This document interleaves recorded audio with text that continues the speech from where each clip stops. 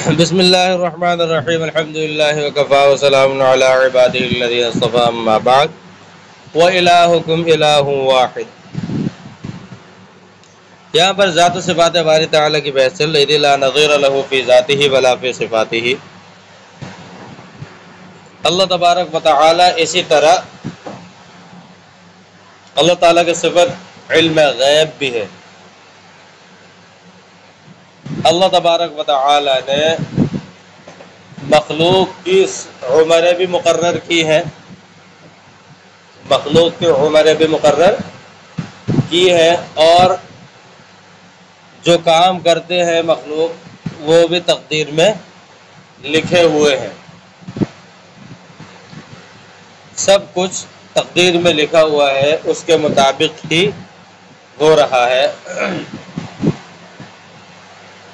اب جہاں تک مخلوق کی عمر مقرر کرنے کا معاملہ ہے، اہل سنت والجماعت کا مسلک تو یہی ہے کہ آدمی کسی حالت میں بھی کسی کو موت آئے، وہ اپنی عمر مقررہ عمر پوری کر کے مرا ہے، وہ اپنی مقررہ عمر پوری کر کے مرا ہے۔ قرآن کریم میں خود اللہ تبارک و تعالی نے فرمایا، اذا جاء اجلهم فلا يستأخرون ساعة ولا يستقدمون، کہ جب ان کی موت کا وقت آتا ہے تو ایک لمحے کے لیے بھی نہ وہ مؤخر ہوتی ہے نہ وہ مقدم ہوتی ہے، یعنی ایک لمحے بھر کے لیے بھی نہ تاخیر ہوتی ہے موت آنے میں مقررہ وقت سے، اور نہ جلدی آتی ہے ایک لمحے میں۔ تو اس سے پتہ چلتا ہے کہ اللہ تعالیٰ نے سب کی عمر بھی مقرر کر دی ہے۔ بہت سی احادیث بھی اس بات پر دلالت کرتی ہیں، قرآن کی اور آیات بھی اس پر دلالت کرتی ہے، پر معتزلہ ان کا عقیدہ اس کے برخلاف ہے۔ معتزلہ یہ کہتے ہیں کہ جو عام حالت میں مر گیا تو اپنی موت مرا ہے، لیکن جو شخص مثال کے طور پہ قتل ہوا وہ اپنی مقررہ مدت پوری کر کر نہیں مرا۔ معتزلہ کا عقیدہ کیا ہے کہ جو شخص قتل ہوا وہ اپنی اجل سے اپنی مقررہ مدت پوری کر کے نہیں مرا، بلکہ وہ اپنی مقررہ مدت سے پہلے قتل ہو گیا۔ اس کی دلیل کیا دیتے ہیں؟ وہ کہتے ہیں کہ اگر وہ قتل نہ ہوتا تو وہ اپنی مقررہ عمر تک زندہ رہتا، اگر وہ قتل نہ ہوتا تو اپنی مقررہ عمر تک زندہ رہتا۔ اس بات کی وہ دلیل کیا دیتے ہیں کہ قاتل سے قصاص کس بات کا لیا جاتا ہے؟ وہ کہتے ہیں قاتل سے قصاص جو لیا جا رہا ہے وہ اسی لیے لیا جا رہا ہے، اسی وجہ سے لیا جا رہا ہے کہ اس نے اس کو مقررہ مدت ہونے سے پہلے مار دیا۔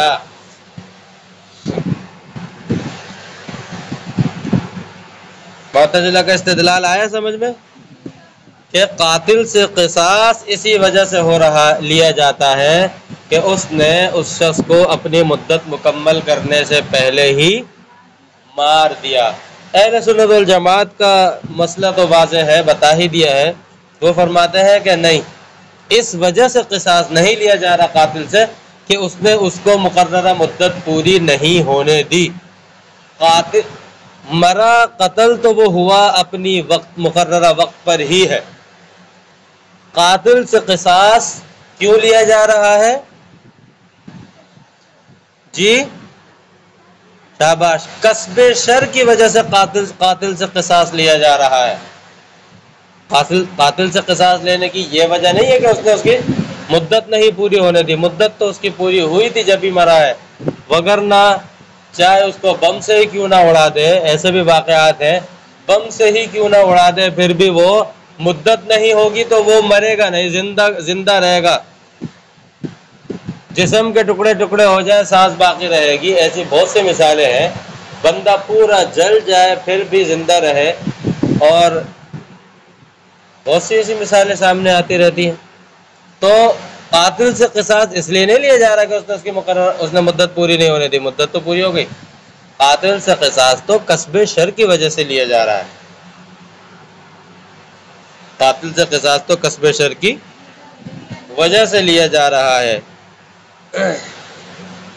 پھر تقدیر کے بارے میں تقدیر کا انکار جو کیا تھا سب سے پہلے معبد جوہنی نے کیا تھا، معبد جوہنی نامی شخص نے کیا تھا۔ اس نے یہ کہا تھا کہ الامر انف ای مستانف، کہ ہر معاملہ جدید ہوتا ہے، ہر معاملہ جدید ہوتا ہے، پہلے سے طے شدہ کوئی بھی معاملہ نہیں ہوتا، پہلے سے مقرر شدہ معاملہ کوئی نہیں ہوتا، ہر معاملہ جدید ہوتا ہے۔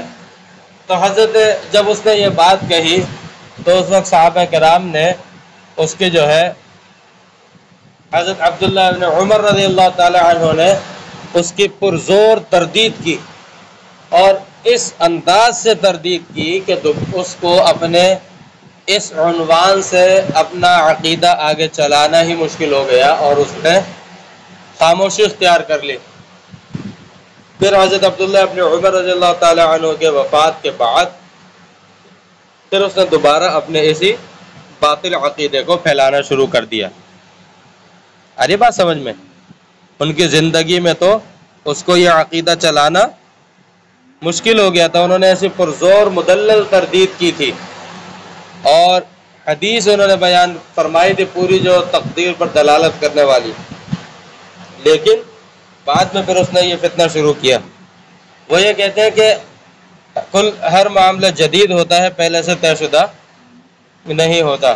قرآن کی آیات احادیث اس پر استدلال کرتی ہیں، اس سے پتہ چلتا ہے کہ ہر معاملہ پہلے سے طے شدہ ہوتا ہے۔ اسی طرح اللہ تبارک و تعالی کی جو صفت علم، اچھا تقدیر کے متعلق، بھائی تقدیر کے بارے میں ایک یہ اعتراض بھی ہوتا ہے جو جبریہ کرتے ہیں، جبریہ کی طرف سے یہ اعتراض ہوتا ہے۔ جبریہ کہتے ہیں کہ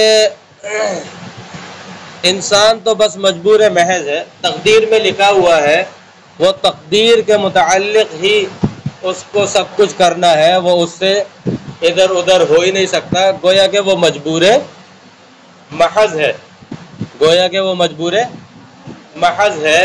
جیسا کہ میت کو غسل دینے والا جو غسال ہوتا ہے، میت اس کے ہاتھ میں مجبور ہوتی ہے، وہ جس طرح الٹ پلٹ کرتا ہے اسی طرح ہوتا ہے۔ وہ کہتے ہیں کہ انسان تو مجبور محض ہے، جبکہ ایسا نہیں ہے، انسان مجبور محض نہیں ہے۔ تقدیر کی دو قسمیں ہوتی ہیں، ایک تقدیر معلق ہوتی ہے اور ایک تقدیر مبرم ہوتی ہے۔ تقدیر مبرم وہ ہوتی ہے جس کا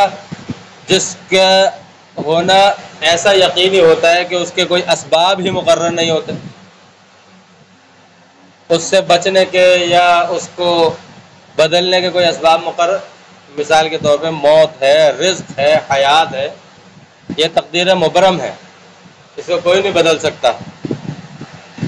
دوسری قسم ہوتی ہے تقدیر معلق، وہ کچھ اسباب اور اعمال پر معلق ہوتی ہے، اسباب اور اعمال پر۔ پھر یہاں پر ایک سوال پیدا ہوتا ہے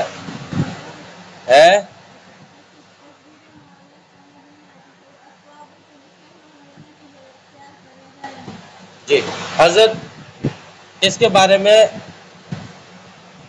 ایک سوال، تقدیر کے بارے میں ایک سوال ہوتا ہے کہ بھئی جس شخص کے بارے میں یہ لکھا ہے کہ یہ جہنم میں جائے گا، یہ جہنم میں جائے گا، تو وہ کتنے ہی نیک اعمال کر لے۔ صحابہ کرام سے نے بھی یہ سوال کیا تھا، اور بعد میں بھی ہوتے ہیں کہ وہ چاہے کتنے نیک اعمال کر لے، اگر اس کے لیے جہنم میں جانا لکھا ہے تو وہ جہنم میں جائے گا۔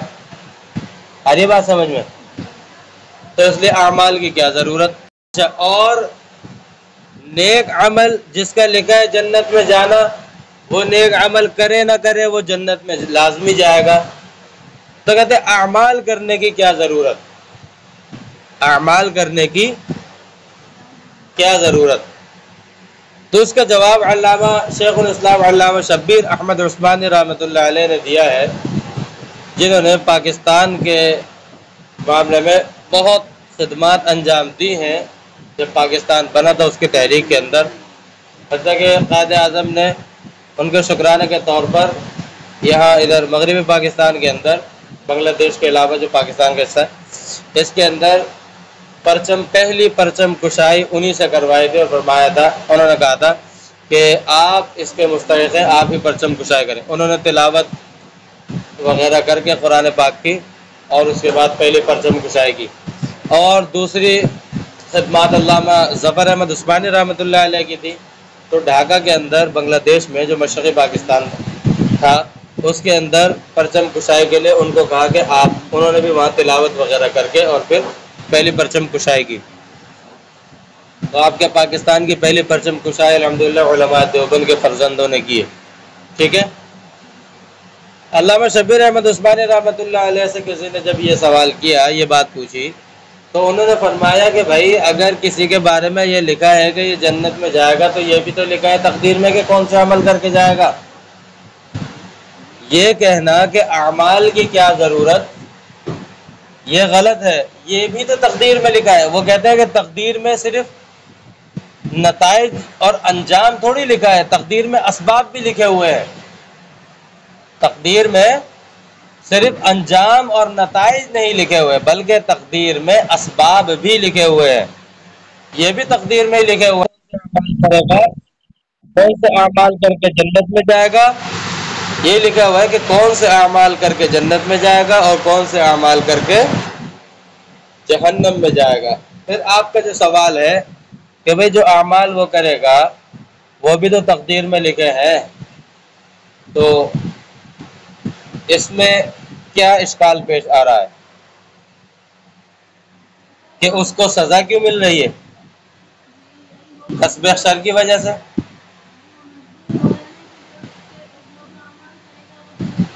نہیں، اعمال تقدیر میں حضرت نے فرمایا تقدیر میں یہ لکھا ہے کہ اپنے اختیار سے یہ اعمال کرے گا، مجبور نہیں ہے اس عمل کے لیے کہ بٹن کھولا، گویا مثال کے طور پہ بٹن کھولا اور لازمی پنکھے نے یوں گھومنا ہے، یوں گھوم نہیں سکتا، نہیں، یہ ہے کہ اپنے اختیار سے کرے گا وہ یہ عمل، وہ مجبور محض نہیں ہے۔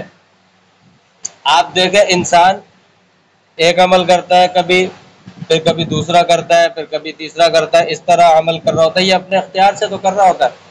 اگر وہ مجبور محض ہوتا تو وہ صرف ایک ہی عمل کرتا جس کا انجام اس کو ہونا ہے، جس کا انجام اس کو ہونا ہے۔ اب مثال بہت سے لوگ ایسے ہیں جو پہلے کوئی اور انہوں نے عمل اختیار کیے ہوئے ہوتے ہیں، اس کے بعد پھر وہ بدل جاتے ہیں، نیکی کی طرف آ جاتے ہیں یا مسلمان ہو جاتے ہیں، تو یہ اختیار ہے جبھی تو یہ کر رہے ہیں۔ آ رہی بات سمجھ میں؟ اگر مجبور محض یا مجبور اس کو سمجھا جائے تو یہ مجبور کہاں سے ہوا؟ مجبور ہوتا تو پھر صرف وہی ایک عمل کرتا جس کا انجام اس کو ہونا ہے۔ ارے بات سمجھ میں؟ مجبور تو جب کہلاتا نا کہ جب یہ دوسرے تیسرے عمل کرتا ہی نہیں، یہ عمل ہی وہ ایک کرتا جا کے ڈائریکٹ جس کا انجام اس کو ہونا ہے، پھر یہ کہا جا سکتا تھا کہ وہ جو ہے مجبور ہے۔ ارے بات سمجھ میں؟ پھر یہ کہا جا سکتا تھا کہ وہ کیا ہے؟ اچھا، اللہ تبارک و تعالی کے علم غیب میں ہونے کا بھی لوگ یہ مطلب جیسے غلطی ہوتی ہے کہ یہ مطلب سمجھتے ہیں کہ یعنی اس کا مطلب یہ سمجھتے ہیں کہ وہ مجبور ہے۔ اس کا یہ مطلب نہیں ہے کہ اللہ تعالیٰ کے علم غیب میں یہ ہے کہ یہ یعنی اللہ تعالیٰ نے اپنے علم غیب کے مطابق جو تقدیر میں لکھوایا ہے تو اب یہ عمل اس نے لازمی کرنا ہے۔ اس کا مطلب یہ ہے کہ اللہ تعالیٰ کے علم میں یہ ازل سے تھا، کیونکہ اللہ تعالیٰ کی تمام سے بات ازل ہے نا، اللہ تعالیٰ کے علم میں ازل سے تھا کہ یہ بندہ یہ کام کرے گا۔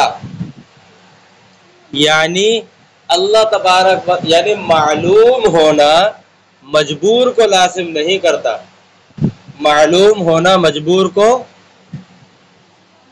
جبر کو لازم نہیں کرتا۔ اس کی ایک مثال دیتا ہوں۔ مثال کے طور پر کسی کے بارے میں یہ معلوم ہوتا ہے کہ یہ طالب علم جو ہے یہ چھٹیاں کرے گا، یہ طالب علم چھٹیاں کرتا ہے، یہ چھٹی کرنے کی عادت ہے اس کی۔ ہری بات سمجھ میں؟ اب مدرسے کے معتمم کو یہ معلوم ہے کہ یہ چھٹی کرنے کی عادت ہے، اب آپ بتائیں اس کے اس معلوم ہونے سے یہ بات لازم ہو جائے گی کہ وہ اس سال لازمی چھٹیاں کرے؟ لازم نہیں ہوگی نا۔ علم میں ہونا اس بات کے لیے لازم نہیں ہے، یعنی کسی بات کا علم میں ہونا اس بات کے ہونے کو لازم نہیں کرتا، اس بات کے ہونے کو لازم نہیں کرتا، بلکہ اللہ تبارک و تعالی کو پہلے سے ہی پتا تھا کہ یہ کیا کرے گا، اسی لیے اللہ تعالیٰ نے فرمایا کان من الکافرین۔ ابلیس کے بارے میں یہ پہلے سے کافر تھا کیونکہ اللہ تعالیٰ کو پہلے سے پتا تھا یہ کیا کرے گا۔ ظاہر تو حضرت آدم علیہ السلام کے سجدے کے وقت ہوا تھا۔ آ رہی بات سمجھ میں؟ تو علم غیب میں ہونا یہ مجبور کو، اجبار کو یا مجبور محض ہونے کو لازم نہیں کرتا۔ آجی بات سمجھ میں؟ بھائی آپ کے علم میں ہے کہ کسی کے بارے میں کہ انہوں نے پانی پینا ہے، گرمی کا موسم ہے، آپ کو پتہ ہے کہ انہوں نے آج پانی پینا ہے دوران سبق۔ اب آپ کے اس معلوم ہونے سے کیا یہ بات لازم ہو گئی کہ وہ لازمی پانی پئیں؟ تو اصل میں اللہ تبارک و تعالی کے علم غیب میں ہونے کا یہ مطلب نہیں ہے کہ اب یہ مجبور ہے، یہ اس بات کی یہ خود دلیل ہے کہ اس کو کچھ نہ کچھ، مکمل نہیں کہہ رہا ہوں، مکمل اختیار نہیں کہہ رہا ہوں، اس کو کچھ نہ کچھ اختیار ہوتا ہے، کس کا؟ کسب کا، کیونکہ فعل کا خلق تو اللہ تعالیٰ کرتے ہیں، اس کو کسب کا کچھ نہ کچھ اختیار ہوتا ہے، اور اس اختیار ہی کو استعمال کر کے بندہ جو عمل کرتا ہے اس پر نتیجہ مرتب ہوتا ہے، اور کسب خیر کی وجہ سے مستحق ثواب ٹھہرتا ہے، کسب شر کی وجہ سے مستحق عذاب ٹھہرتا ہے۔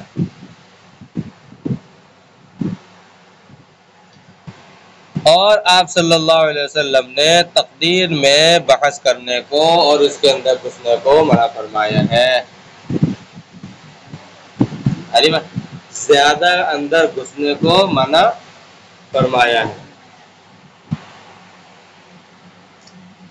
تو یہاں سے اللہ تبارک و تعالی کو پہلے سے ہر بات کا علم ہے،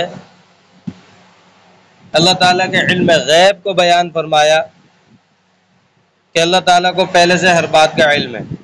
یہاں پر یہ امام یہاں پہ جو ہے اصل میں قدریہ اور روافض کی تردید ہو جاتی ہے۔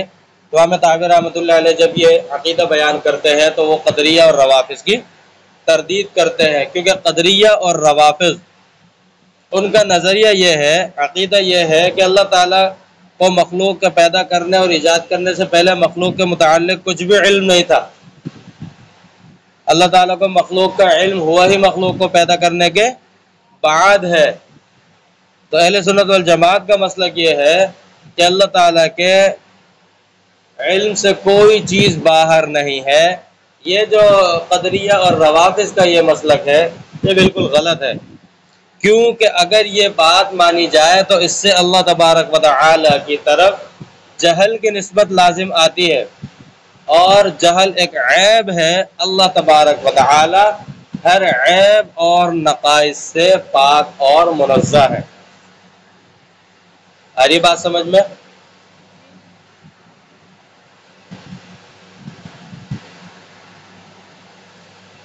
ہم قرآن کریم کی آیات دیکھیں اور آپ صلی اللہ علیہ وسلم کی بیان کی گئی احادیث میں دعائیں دیکھیں۔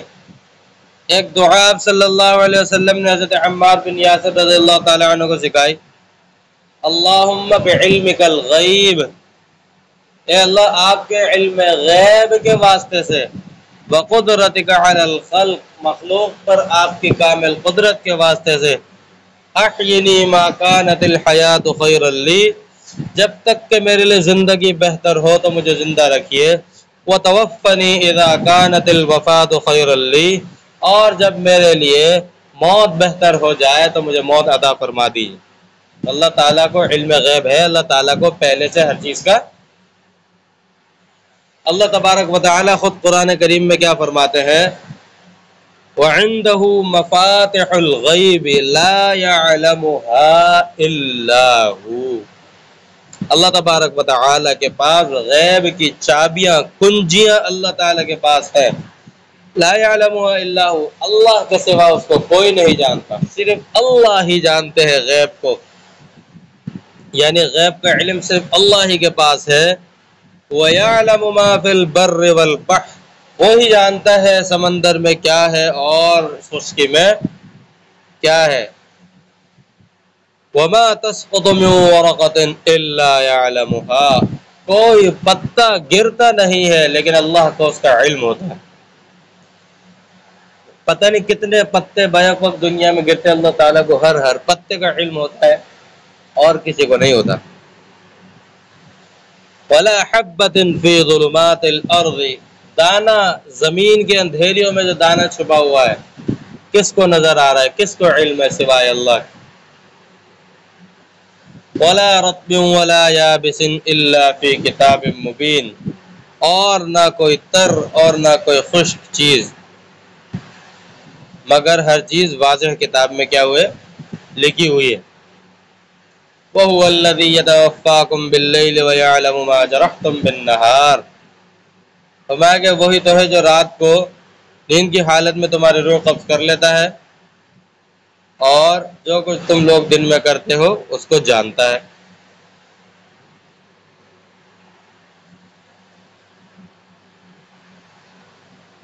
آگے بات سمجھ میں؟ لہذا ہر چیز اللہ تبارک و تعالی کے علم غیب کے اندر ہوتی ہے۔ اسی طرح اللہ تبارک و تعالی کی ایک صفت مشیت بھی ہے، ارادہ اور مشیت ہے، قدرت ہے۔ امام طحاوی رحمۃ اللہ علیہ نے اس کے لیے بھی ایک عقیدہ بیان کیا ہے، مشیت اور قدرت، کہ ہر چیز اللہ تبارک و تعالی کی مشیت اور قدرت کے تحت داخل ہے۔ اللہ تعالیٰ کی مشیت اور قدرت سے باہر کوئی چیز بھی نہیں ہے۔ جو اللہ تبارک و تعالی چاہیں گے وہی ہوگا اور جو اللہ تعالیٰ نہیں چاہیں گے وہ نہیں ہوگا۔ بندوں کی مشیت اللہ تعالیٰ کی مشیت کے موافق ہو یا مخالف، پر ہر کام کا ہونا اور نہ ہونا اللہ تعالیٰ کی مشیت پر موقوف ہے۔ آ رہی بات سمجھ میں؟ تو اللہ تعالیٰ کی مشیت کے تحت داخل ہے، یہ اہل سنت والجماعت کا مسلک ہے، اور اس کے برخلاف زندیق جاہلوں کا مسلک یہ ہے، وہ کہتے ہیں کہ اللہ تبارک و تعالی نے وہ ہر چیز کے اللہ تعالیٰ کی مشیت کے تحت داخل ہونے کے منکر ہیں۔ وہ کہتے ہیں کہ اللہ تعالیٰ نے تو کافر کے ایمان کو چاہا تھا۔ زندیق جاہل کیا کہتے ہیں کہ اللہ تبارک و تعالی کی مشیت تو کافروں کے متعلق ایمان کی تھی، اللہ تعالیٰ کسی کے کفر کو کیوں چاہیں گے، وہ یہ کہتے ہیں۔ زندیق جاہل جو ہے وہ یہ کہتے ہیں کہ اللہ تعالیٰ تو یہ کیوں چاہیں گے کسی کے بارے میں کہ وہ کافر ہو۔ کہتے ہیں اللہ تبارک و تعالی نے تو کافر کے ایمان کو چاہا تھا، اللہ تعالیٰ کی مشیت تو کافر کے ایمان کے متعلق تھی، پر کافر کی مشیت، کافر نے کفر اختیار کیا تو اس کی مشیت اللہ تعالیٰ کی مشیت پر نعوذ باللہ غالب آ گئی۔ زندیق جاہل جو ہے وہ یہ کہتے ہیں، زندیق جاہل جو ہے وہ یہ کہتے ہیں کہ اللہ تعالیٰ کی مشیت نعوذ باللہ، کہ اللہ تعالیٰ کفر تو نہیں چاہیں گے، وہ کہتے ہیں اللہ تعالیٰ کفر تو نہیں چاہ سکتے، اللہ تعالیٰ ایمان ہی چاہیں گے۔ تو انہوں نے تو کافر کے لیے ایمان چاہا تھا، پر کافر نے کفر اختیار کیا تو کافر کی مشیت نعوذ باللہ اللہ تبارک و تعالیٰ کی مشیت پر غالب آ گئی۔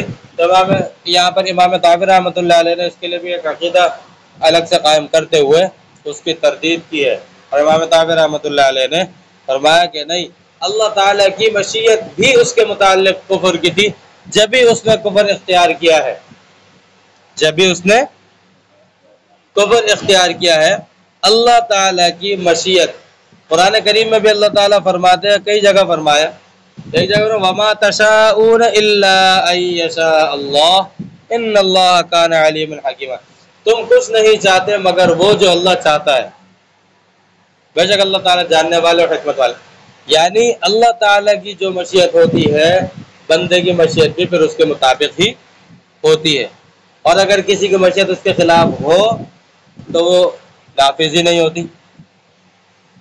تو یہاں پر اسی صفات کے تحت کہ اللہ تعالی مشیت اور قدرت، یہ اللہ تبارک و تعالیٰ کی ہر چیز اس کے تحت کیا ہے، داخل ہے۔ اب اللہ تعالیٰ کی قدرت اور مشیت اس کے تحت ہر چیز داخل ہے۔ اب اس پر کچھ سوالات اور اشکالات ہوتے ہیں، انشاءاللہ پھر کل پڑھتے ہیں۔ وآخر دعوانا الحمدللہ رب العالمین۔